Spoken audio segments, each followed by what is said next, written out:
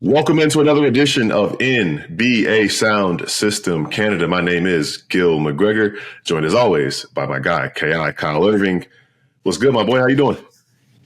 I'm good. I'm more healthy than like 90% of the NBA right now. And I mean, that's not really saying a lot. I mean, I'm turning 30, or I am 30, got a little bit of like lower back pain. That's like basically the only thing I have to complain about, but at least no soft tissue injuries like half the NBA right now.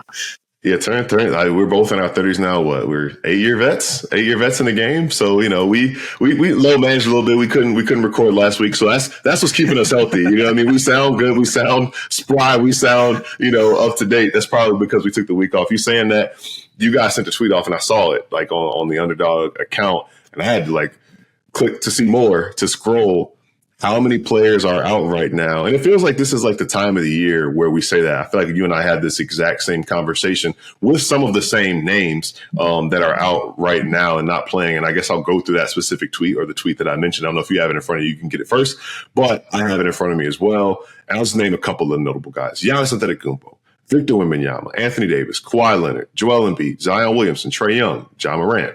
Jalen Williams hasn't played yet this season. Paolo Banchero. Brandon Miller got hurt in like the season opener. Darius Garland, re-aggravated injury. OG Anunoby, Christian Brown. Jaden Ivey has not played yet. Dylan Harper, Kelly Oubre, Bradley Beal, out for the season. Jason Tatum, Tyrese Halliburton, Kyrie Irving, Damian Lillard, Fred VanVleet, DeJounte Murray. We knew coming into the season we're going to be ready. And there's some other names in addition to those guys as well. Walker Kessler, also out for the season.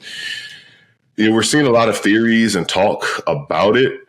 And obviously, I'm just going to go back and quote myself. Injuries suck. That is my theory. It sucks. And these big names, doesn't matter if it's a big name or the 15th man, it just sucks. And guys can't play and fans can't enjoy it. But the types of soft tissue injuries that are going to keep these star players off the court for extended periods of time is just tough to see, especially a month into the season.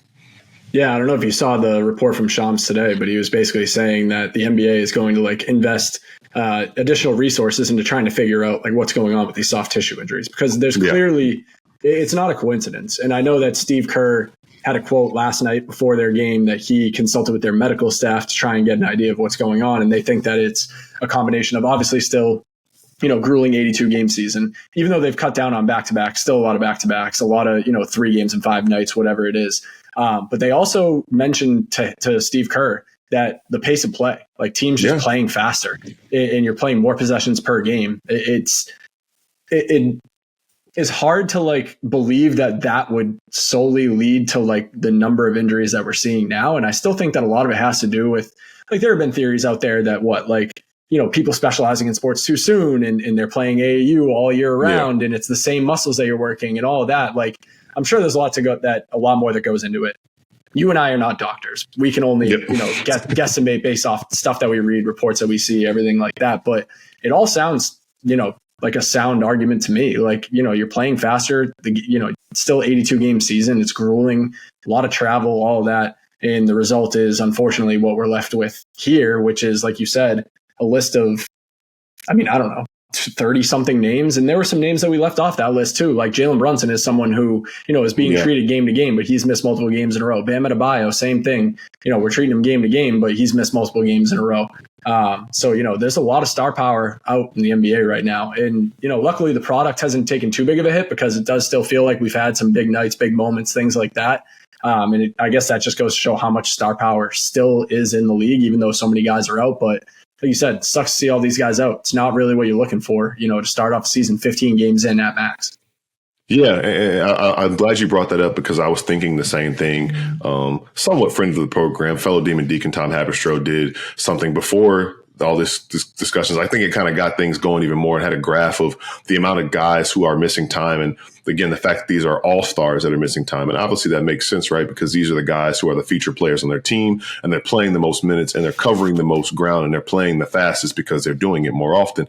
And we talk so much about the era of pace and space and the way that the game continues to evolve, the way that athletes continue to evolve. But at the end of the day, there's only but so much sports medicine and treatment and pre-treatment, prehab, as we used to call it when I used to, work out and do stuff like that, like stuff that you do to just kind of like prepare your soft tissue muscles and stuff like that for the wear and tear that you're going to go through throughout the season. And it leads you to wonder again, I took anatomy and physiology in like 11th grade. So that's about all I got as far as being a doctor. And I've interviewed some doctors here and there, being in this business. But other than that, like it makes sense. Like you and I obviously never played at the highest level, but understanding one, seeing it up close, but also playing and thinking about how much ground these guys are having to cover, especially big guys. And I read that specifically Victor Wembanyama dealing with a calf issue right now. Giannis is a groin issue. And a lot of times what I read from a doctor was saying that, like, you know, these fast twitch muscles get agitated, especially when you are a big person. If you're, you know, over 6, really, these all guys are just all tall, like we're above average height. But these guys who are 7 feet, 7'5" in the case of Victor Wembanyama, and you're just going and covering all this ground, it's just difficult to do. And I don't know necessarily what the answer is because there's not really any preventative measures you can take. But I do think about what they've talked about before.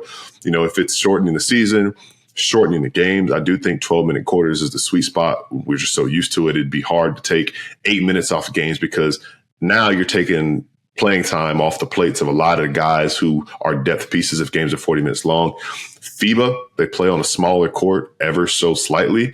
Like, what does that do? That probably would bring the pace down. People always ask about why scores are lower there when there's less spacing. It's harder to have the free-flowing offense that we see in the NBA.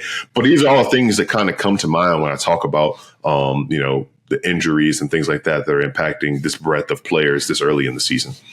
Yeah, and I think one thing, like, to, you know, specify about a lot of these injuries, like Victor Wembanyama, that report comes out, right, that he has a strained calf. And then immediately after, all the reports are like, it's not serious, it's precautious. Like they want to make sure that he is healthy for the long run, like especially with a player of that size. Like you said, like it's really unforeseen before. Like no one, like you don't address the human body the same way for you and I, or even someone that's 6'6", 6'5", as you do for someone that's an entire foot taller.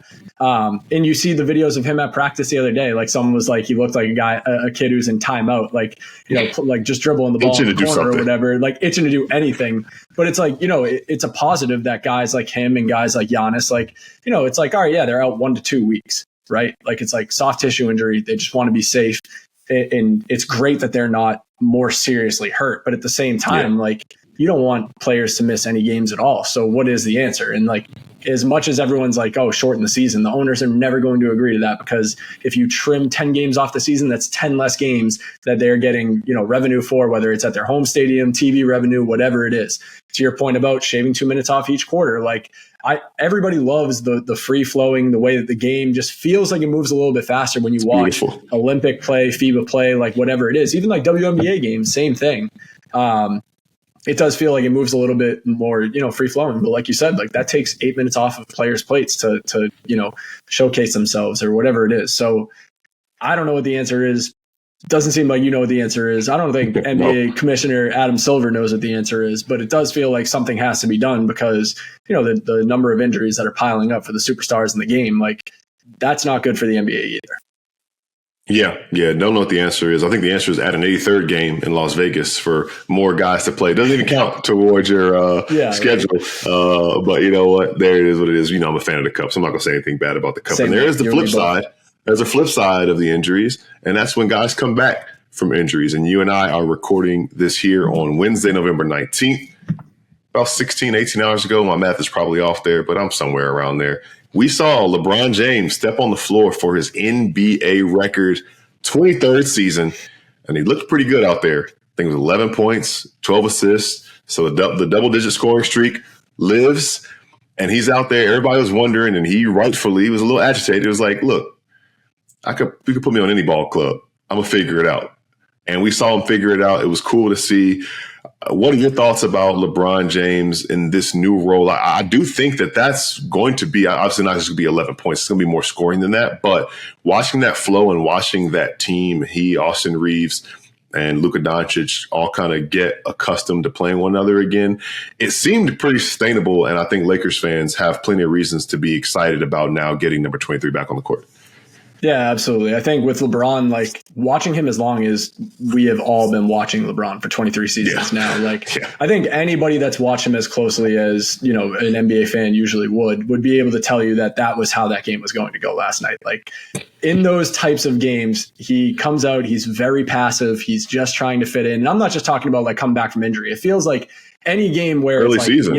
LeBron could get a record in this game or like whatever it is. And usually they lose those games. They actually won the one last night, but I feel like historically they've always, I feel like they've always lost those like, hey, this is a big LeBron record. Here comes, like history. And then they lose the game. But, he comes out, he's a little bit passive. Like you said, like, I do think that is pretty similar to what his role will be from a distributing standpoint. I do expect him to get back up above like 20 points per game once he gets a little bit more aggressive. And we saw that in that second stint. Like that first stint, it really felt like he was kind of just like trying to be a connective player, make the extra pass, make the right read, be a little bit unselfish, ease himself into the game. And then that second stint, he comes out, he knocks down a couple threes, he starts to get into the rhythm. Like that is more the LeBron that I would anticipate that we're going to see. But I do want to ask you, like, because I know I don't even have to ask. I know you were locked in for that one. Like, did it feel to you any different than like I don't know. I sat down, I turned the game on the TV, and it kind of just like felt like, man, like we should really be watching as many of these games as possible because like, what if this is the end? And there was like sort of a feeling as I'm watching the game that like, I don't want to say like made it feel like he was like a token old guy out there that like, cause he played well, but like there was part of me that was kind of like, man, like, is this it? Like, could this be the end of like, the last season debut that we see of LeBron James? Like, did you feel any of that while you were watching the game last night? Yeah, it's funny. So last night I was flipping between, that started a little before. We had NBA Coast to Coast. We had Suns, Trailblazers going on about a half an hour after that. So I was flipping back and forth between those two and saw the debut of the book twos, by the way. We'll talk about that in a second. But I had some sneaker talk that I want to talk about later too. Yeah. But the moment where it hit me, honestly, was LeBron made his little pregame hook shot, started doing his little dance moves. And I was like, man, here he is having fun, putting on a show again. But it's like, obviously, and he always kind of says it, we're closer to the end of it than the beginning. And it's been a journey for whether you're a fan of him or not, a fan of the game. It has been a journey since 2003, just following his career up to this point. And the fact that we went a month without him, watching him play with this Lakers team and seeing him on the bench, home games, but not seeing him there, it did kind of give you that appreciation, that absence that kind of makes the heart grow fonder and say, you know what, like, let's cherish this a little bit more because this could really be it. It didn't, as effective as he was, and I think as hungry as he is, whether or not he or Rich Paul will admit it, to win again, I think we know. I think at the maximum, and I saw somebody say it today, like he should go for 25 years to be able to say he played a quarter of a century in the NBA. Nobody will ever do that again. I could see him pushing for some other records he could potentially break. But at the same time, the injury, right? Because let's not forget, he hurt his knee pretty bad the last time he played on the court. They had the MCL injury where if they had pushed to game 6, he would have missed his first ever playoff game. That didn't happen because they were eliminated. And then him having this sciatica, saying the second time he had it in his life.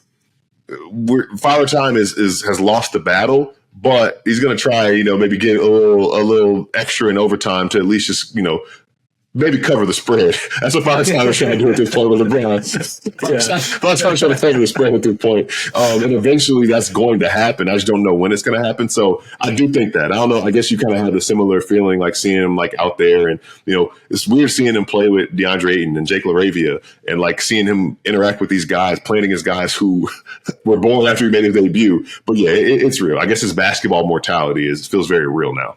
Yeah, that's a good way to put it, basketball mortality. There was actually, I don't know if you saw this, but the NBA posted a picture of his pregame chalk toss.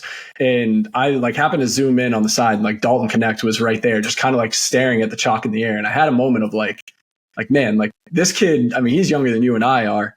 He grew up watching LeBron his whole life. And he just like literally looks in the picture. He just looks like he's kind of like standing off to the side, like actually just admiring, like, holy shit, like this is my teammate. And like, here is LeBron about to make his debut in year 23. I just thought it was such a cool picture. If you haven't seen it, go to the NBA Instagram. It'll be right there. I mean, or Twitter, it'll be right there for you. But like it really just felt like, I don't know, like I don't necessarily think like if right now, if you were to tell me to make a prediction, would this be the last season that LeBron James plays? I would actually say no. I think that he has another season left in him after this. But there was something about the way that I felt when I was watching the game last night as a fan that I'm like, man, like I really got to like try and soak in watching as much LeBron James basketball as possible, because like it does feel like the end is it started to hit me that the end might be near. Yeah. And I think that's the thing too. Like there was a little bit of fanfare around it being his first game and the time off, the layoff, the numbers were better than an average 40-year-old. Let's get that straight. He had a double-double. But the flashiness and stuff, I know he said that he's got to get his lungs back. So, we could be getting to a point where, I think, and I'm actually going to ask you this before we shift, we'll get to a point where he puts up a big stat line. It's like, oh, man, he might be able to do this for 5 more years. But just last night, I think like him easing into it kind of makes you feel like, oh, yeah, like he's still better than 80% of the guys in the league, but he's easing back into that. So it does feel like, it's slow a little bit. So I was going to ask you that before we shift to a different topic. What is the biggest game you kind of think when LeBron gets his legs back under him? We thinking he's going to have 30 ball, 40 ball, 50 ball this year? Like, what kind of games do you think we'll see? Because you said you expect him to be averaging 20 points per game at some point, which means he's going to have to get a couple to bring that 11 up. Yeah, definitely. I mean, like, listen, at this point, it looks like it's going to be very clear that like Luka and AR are still going to be the 2 leading scorers. Like at this point, like if he had started the season healthy, I don't know if I would have confidently told you that like AR would be the 2nd leading scorer on the Lakers. But now it feels like that is going to be like more LeBron's role as like more of a playmaker, kind of like a point forward than he is, a score first guy, which, he would always say that's what he's been all along. But, it's tough to argue that when he's had 20 straight seasons averaging 25 points per game. But I will say that like, I still think that we're still going to see a few like 30-point triple doubles. Like I could see him getting a 40-point game. He's shooting it really well. Like that's the thing that like in the broadcast talked about it a little bit last night. Yep. Like I think that we're going to see him like I'm going to look it up right now. But like I would assume that the last couple of years, each year, he's probably every single season hit a career high in 3-point attempts per game. Let's see. All right. So it's actually gone down a little bit. He averaged 8 3 years ago and then 7 2 years after that, and then roughly 5 3-point attempts per game the last 2 years. I would not be surprised. I think that goes back up this year. I was just going to say it goes back up more to like 7 or 8, and he becomes more of kind of like not a stand in the corner catch and shoot guy, but he's going to be someone that's going to just be looking to settle for 3 more often than he's going to put his head down the way that we've seen him all his entire career getting to the rim. I think we're going to see him become a more prolific 3-point shooter this year than the usual efficiency that he has scoring at the rim.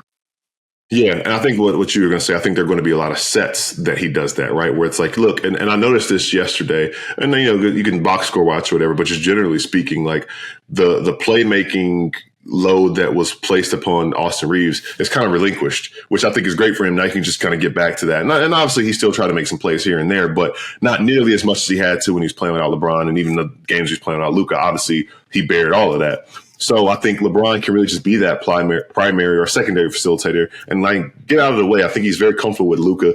Like people are saying like, how is LeBron going to deal with this?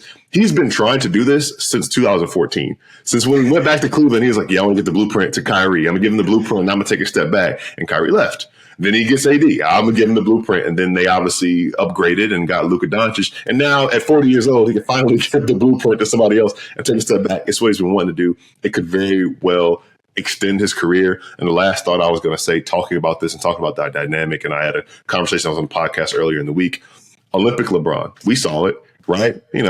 Feel out, whatever. But when it's time, not necessarily having to do it for 25, 30 minutes, 4 or 6 minutes late in the game, put my shoulder down, get an and one, do my shrug a little bit. Like that very much will be, I think, what we see from him in some of these bigger games. He's playing bigger. I saw he's matched up with bigs. He's going to do that more. Play like he's been playing that position, but like really like do a lot of 4-5 duties with the Lakers, and seeing how well DeAndre Ayton and also Jackson Hayes played off of him. I think, again, like I said, to start this little segment right now, it's an exciting time to be a Los Angeles Lakers fan. So I'm excited to see how that will be for them, especially when they start playing these premier matchups. They got like 5 days off between the next matchup against the Jazz again, but they got some big ones coming up here soon. Now, I'll talk about it being an exciting time to be a fan. I got the Toronto Tempo shirt on. Sandy Bardella, head coach, you haven't talked about that, but big pickup for them. International flair for the WNBA's first international team, but their brother team, counterpart, Toronto Raptors, man. We do this before. I can raise my hand and pat myself on the back, pat yourself on the back. I went back and watched, actually, what we said when Brandon Ingram was acquired by the Raptors. We didn't see it last year. We said it again coming into this year, that they have talent. When you have talent in a league where talent helps you win games, all you got to do is figure it out. And so far this season, Toronto Raptors have been figuring it out. Yeah, 8 out of 9. I mean, the Raptors, here's the thing that impresses me so much about this team, right, is that like Scotty Barnes is someone who, if Brandon Ingram wasn't there, he could probably be averaging 25 a game this season, easy. And we're starting to see, or I shouldn't say starting to see, we're continuously seeing development out of Scottie Barnes' game. I'm so impressed with the way that he's been able to, score when he needs to, but kind of also put that aside, be a defender first, be a playmaker first, and really share the wealth. And that also goes for someone like RJ Barrett, who a lot of people have given RJ Barrett shit in the past for being someone that, he has tunnel vision. He really likes to shoot. He doesn't really pass the ball all that much, like all these things. But now, we're sitting here and I want to give StatMuse a shout out, give them a little bit of credit. It was an interesting stat they pulled out the other day. The only team in the league that has 3 players that all have 250 points, 50 rebounds, 50 assists is the Raptors. And that's Scottie Barnes, RJ Barrett, Brandon Ingram. All 3 of those guys, there's a lot of overlap between all 3 of those players, but all 3 of those guys are finding ways to fit in with each other, play selfless basketball, move the rock. Set if this isn't my night to be the guy that's scoring 25, 30 points, well, all right, like that's cool with me. It can be your night to score 25, 30 points. And even though there is a lot of positional overlap, they're doing a great job of finding a way to blend in together, kind of exploit those mismatches, find out whose night it is. It's my night to take a backseat, whatever it is. Everybody's defending at a high level. I think they're getting good contributions from their bench pieces. Even someone like Jakob Poeltl, who was dealing with a back injury earlier in the season, like he's playing well when he's in the lineup. They're just finding ways to get it done. And like you said, they have the talent to be a good team. It's encouraging to see that talent produce wins early on in the season, because I wasn't necessarily sure how soon they were really going to be able to blend together, mesh together, and produce wins. But hey, I mean, like I said, they've won 8 out of their last 9. They're 4 games above 500. They've found ways to win games early, and that's a habit that's not going to die off very quickly. One thing you said is something that I thought, and I'm glad you said it. It could be anybody's night. And up to this point in the season, I've gotten nothing but an understanding that they're comfortable with that. They're comfortable with, okay, we're going to figure out whose night it's going to be. Is it BI's night? Is it RJ's night? Is it Scotty's night? Could it be a quick night? Could somebody be coming off the bench? Who's going to come off the bench and contribute in that depth that we talked about, and figuring things out that way? Colin Murray Boyles, he's dealing with a little bit of injury right now, but I got a notification earlier. He's in the top 10 of the rookie ladder. So, the idea and the vision that they have with this team, I know Masai Ujiri said it in his exit press conference when he left. He said, they're going to win with or without me. They're going to win. They're going to figure out how to win. And it's been fun. I think that's the other cool part about it too. Like, it's been fun to watch them play, been fun to watch them win. And they look like they're having fun playing with one another. And that's the exciting thing about this team up to this point in the season. Something that we talked about, and again, not necessarily like, not even patting ourselves on the back with this. I think there is a level of optimism that we had last season when things were pretty dark that, I mean, we're now on the Raptors payroll. We didn't have to be optimistic about it, but we were looking at the glass half full. And I was like, Jacoby Walter makes a game-winning shot in an inconsequential game, but it's important because these guys are learning how to win. And now here it is where it's actually important, and these guys know how to win in the NBA. Jamal Shead had a moment last year, didn't count, but he was learning how to win. They're in these high leverage situations. So now the pressure doesn't feel as much as it would if they were just being thrust into winning situations after tanking for the last year or what have you. And not for nothing. I know we kind of talked about it, but anything could happen. It's the NBA, but inside track to NBA Cup quarterfinals. Raptors are 2-0 in cup games. I don't know if you know this, but their last 2 cup games are this Friday against the Wizards, who at the time of recording are 1-12.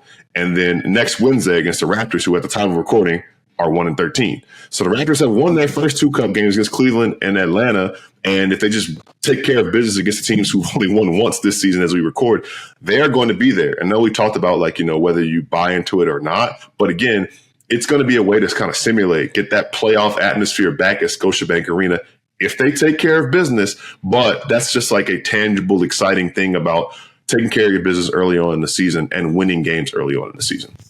Absolutely. And real quick, just want to correct you. You had said against the Toronto Raptors, and I think you meant to say against the Brooklyn Nets.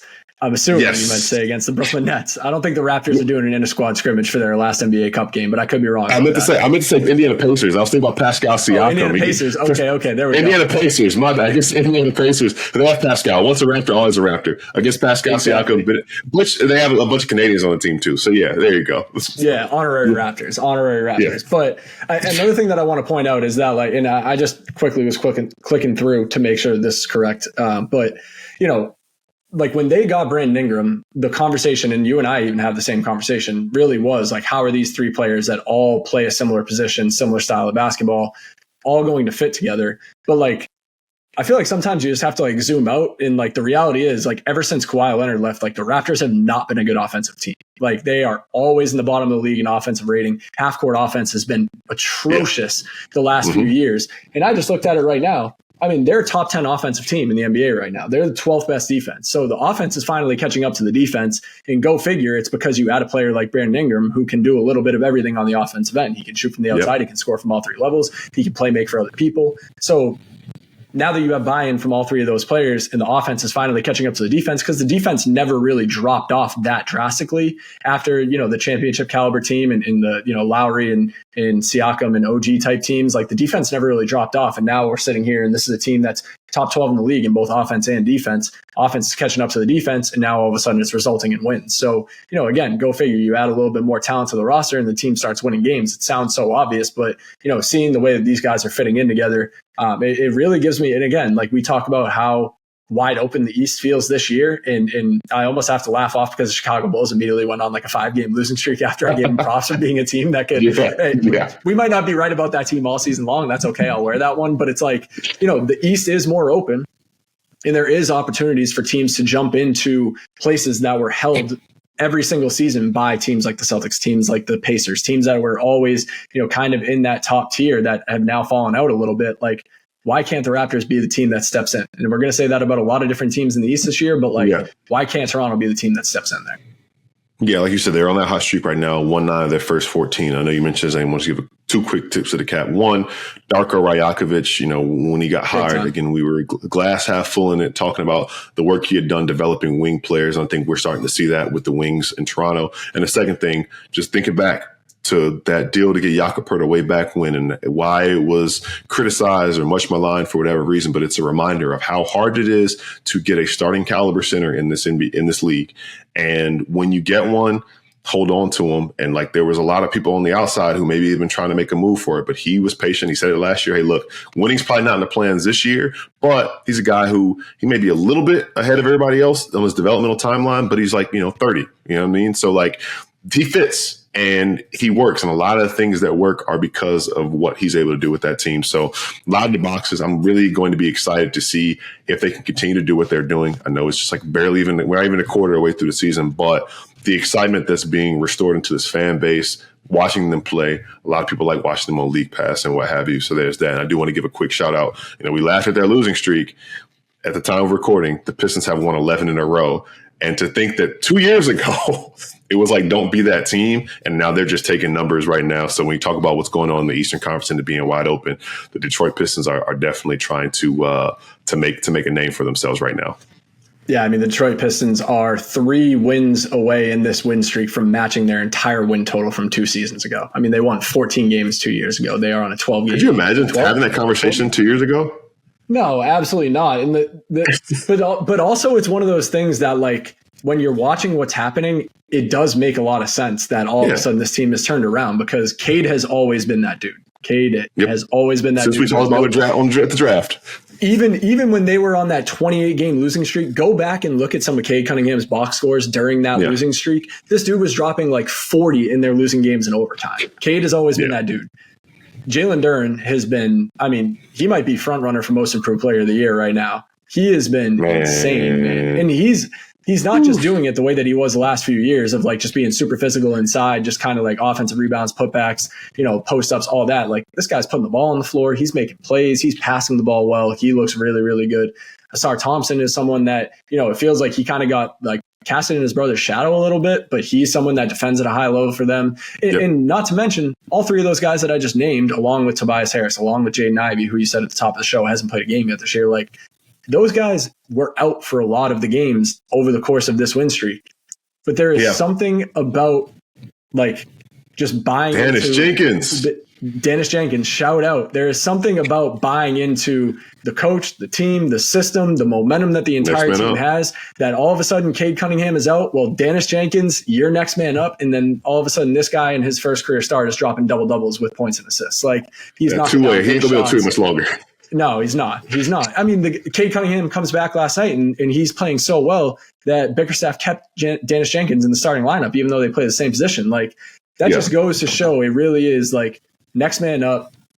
the entire team is bought into what they're doing. I think that I'm loosely comparing what they're doing right now to like what Oklahoma City does, because OKC really feels like a team that is like, it does not matter who steps on the floor, who is in that lineup. Everybody can do similar things. Everybody can shoot, dribble, pass, defend. In Detroit, in a way right now, is playing a similar way that it does not matter who steps on the court. Everybody is buying into the system, and that's why they're seeing the success that they've had so far.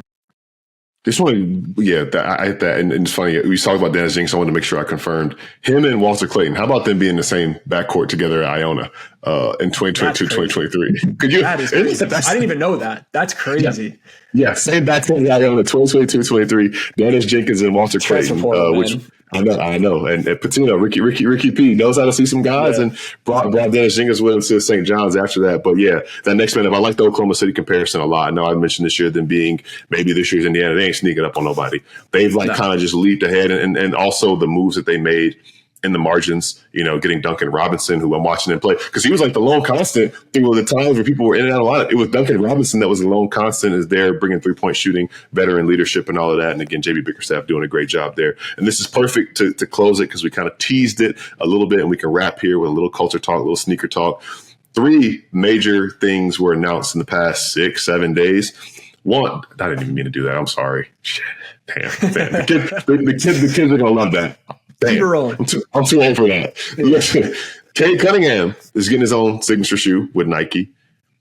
Paul George's shoe is getting retroed in the spring, apparently.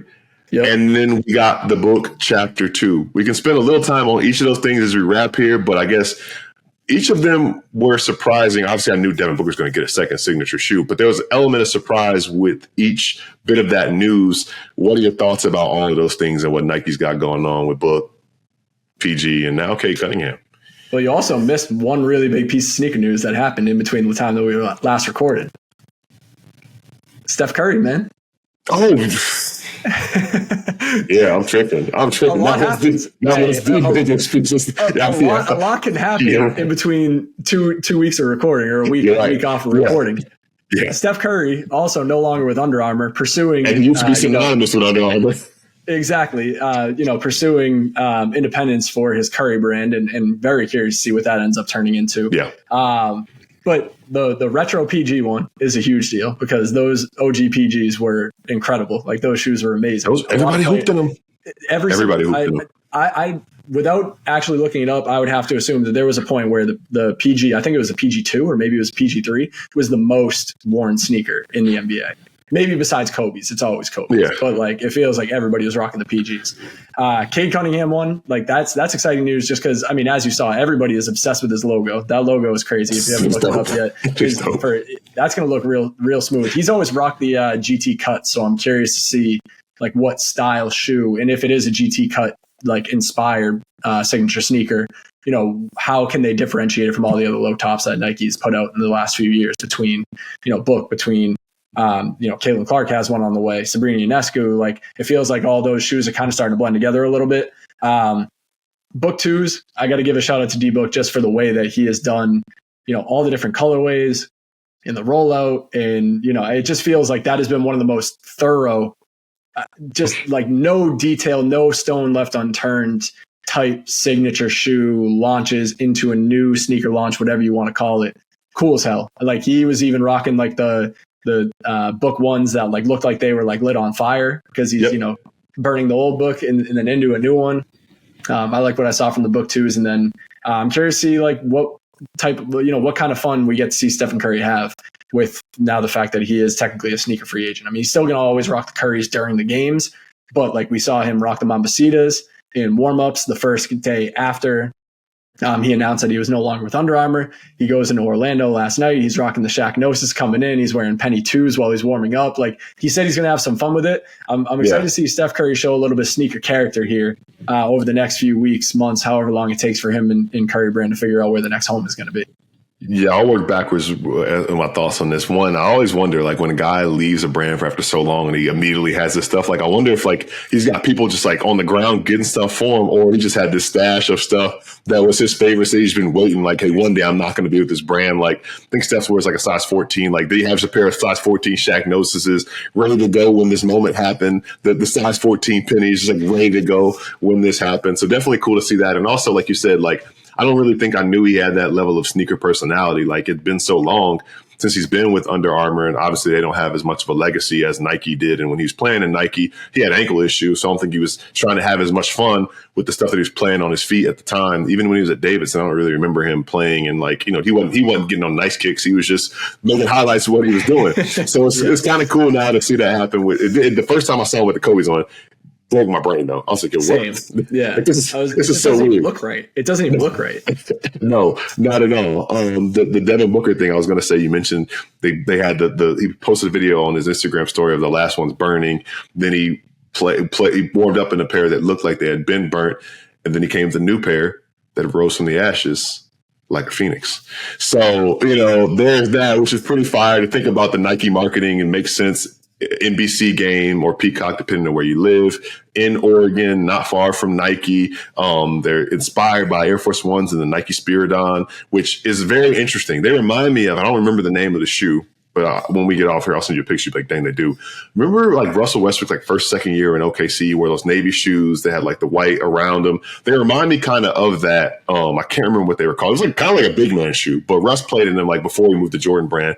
They remind me of that, but we know in the past we saw, like the all orange colorway is going to be released this time. I know that was where they did, like, kind of promo. I remember Drake performed in the book One's all orange when he performed in Phoenix. So I'm very curious to see, you know, what different sneakers they take inspiration from, how they have fun with it. You know, it's a blank slate in the sense, I even tweeted this about that sneaker, a blank slate in the sense that they can do a lot with it and get creative with that. And the last one, PGs, I was curious. The only thing I would say about that, I wonder if that's why so many young, aside from the aesthetic of his game, so many young players call him their GOAT because he had a sneaker that everybody loved playing in. So bringing that back, I think is good. And I also think that he felt like a little messed over that they just discontinued his signature line. So maybe that gives him a little more of his swagger back, and it pays dividends for the Sixers in the long run too.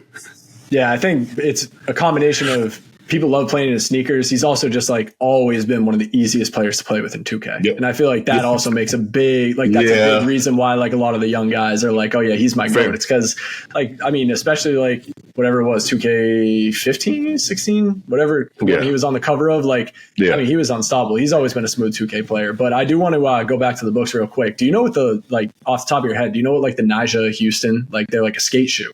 But I saw somebody mention that. I don't know what they look like off the top of my head, but I saw somebody. So you didn't see that? Yeah, I saw somebody comment that. So you agree? Yeah. Because one of my friends actually has. They're pretty fresh. It's like a Nyjah. They're Nyjah Houston, like, skate shoes. But LeBron did, like, a collab with them, and they got, like, the 23 and, like, the Lakers, like, script and everything like that on the side. Yeah, and they're pretty fire. But when I saw the book too, I was like, oh, those kind of remind me of, like, the Nyjah Houston skate shoes. Yeah. And I know that book and, like, Nyjah Houston have, like, a little bit of a connection too. Like, I feel like I've seen some crossover there. So I don't know if that was an inspiration at all or whatever, but look that up once we get off here and let me know what you think. For sure. But I mean, the colorways, the thing that I like the most about the book Ones was all the different colorways. It's unfortunate that, like, 90% of the colorways never dropped to the public. But I hope that he's a little bit more generous in releasing some of the fire colorways that he comes out with for the book too to the public. That's my only request that I have for the next chapter of Devin Booker's signature shoe.